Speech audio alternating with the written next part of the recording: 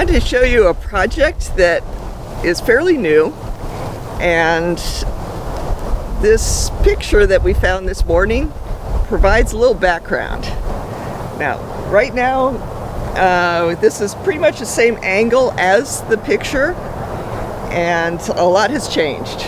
You see a little mound in the picture. It's mostly sand, and right now it's covered with weeds and grass, but also fruit trees and coconut palms around it. If you look past the mound, you'll see a pretty big tree, and that's a Royal Poinciana.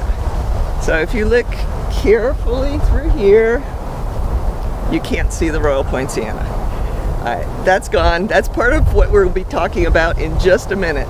I want to mention that this mound is sort of the remains of a huge magnolia tree that had a lot of things growing and living in it, and that was taken down about 15 years ago, and my name was Mud for a long time because of that. The kids used to love playing in that tree. There's way too much wildlife in it for me to be comfortable with that, but still, Mud. So we covered the stumps and such with a bunch of sand, so that's the mound. Let's walk over the mound and check out the area of the new project. So,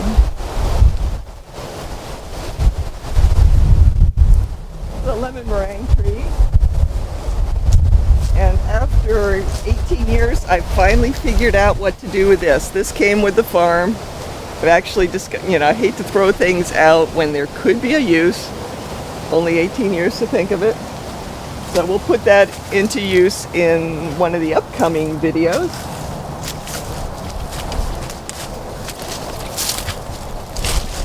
Some of the remnants of the coconut palms that had been blown over in the hurricane. Also evidence that our lawnmower is not working at the moment.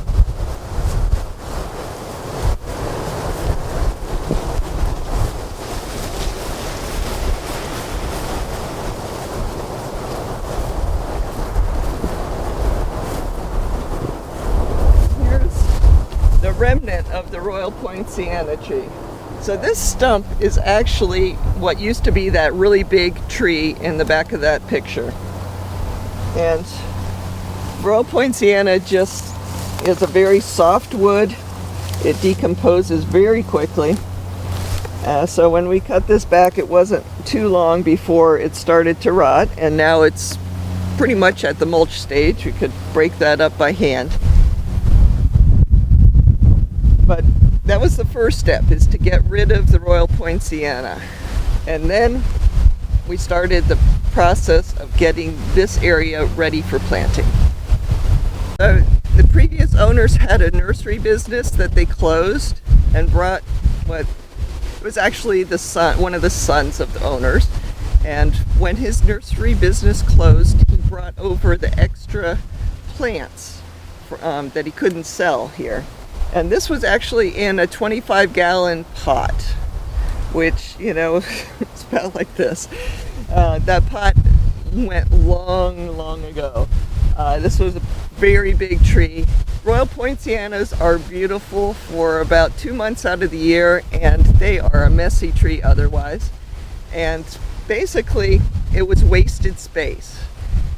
It was a lot of labor to pick up the broken twigs and all the big seed pods from the Royal Poinciana, and nothing was growing underneath. So had that cut down, and we pulled up all the stuff that was underneath. There was very old ground cloth, and it was a big deal to get this whole area cleared. But when we cleared it all, it was full of roots. The Royal Poinciana roots were right on the surface. They were huge and all over the place. So we couldn't plant immediately. I know some people who haul dirt from when they're building swimming pools in the area, and basically they like to be able to dump locally. So we have a relationship, especially not during mango season, and So I had them dump a few truckloads of dirt here, and got a bobcat in to cover all the roots. And also we had a lot of mulch dumped. The tree companies, when they chip up the trees and trimmings and such, they also like to have a place to dump. So it was sort of alternating the sand and the mulch here. And I was waiting for a while for the mulch to decompose, because too fresh of mulch is just not a good thing for plants. And also, I didn't have irrigation to this area. So finally it occurred to me, at about the same time the area was ready to plant, that I could just put seeds in these areas. Then after the seeds grew to a certain height, I could just graft onto those. It's a lot easier when you can't go out and water each plant every day, make sure it's getting enough water, and make sure that the root system is going the way it should. If we just put seeds down, it's a direct seed method, get this seedlings established, and then go back and graft onto them. So that's the stage that we're at now. And there's basically 2 plants possibly that need to be replaced. So this plant is the only exception to our seedling strategy, and the seedling actually died here, so it was an easy choice to plant a tree that would needed to go into the ground anyway. And as you might remember from the video that we did on planting this tree, this is really good soil, and that's not the case anywhere else on the property. The rest of the property is deep sands, and this is really good soil. A lot of organic material in this area. Hopefully the trees will grow quickly, and it's a little kinder environment than the rest of the property. So we'll just have to see how that goes. These weeds sometimes are hiding actual plants underneath. So I'll have to, oh yes, definitely are. This is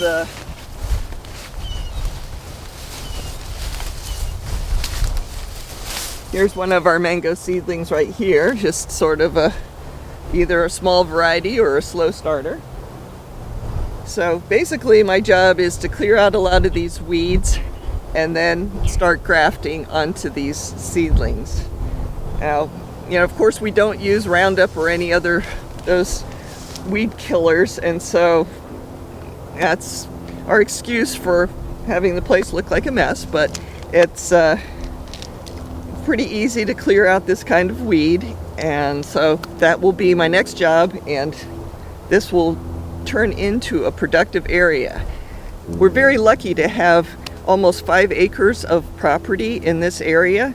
It's a great place to grow mangoes and a lot of other tropical fruit trees, but there's no option to expand. We have houses all around us and a church in the back.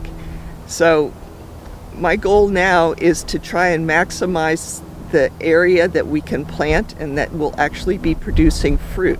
So this is an area that was not producing any fruit, and in a couple years, hopefully, it will be producing some more mangoes.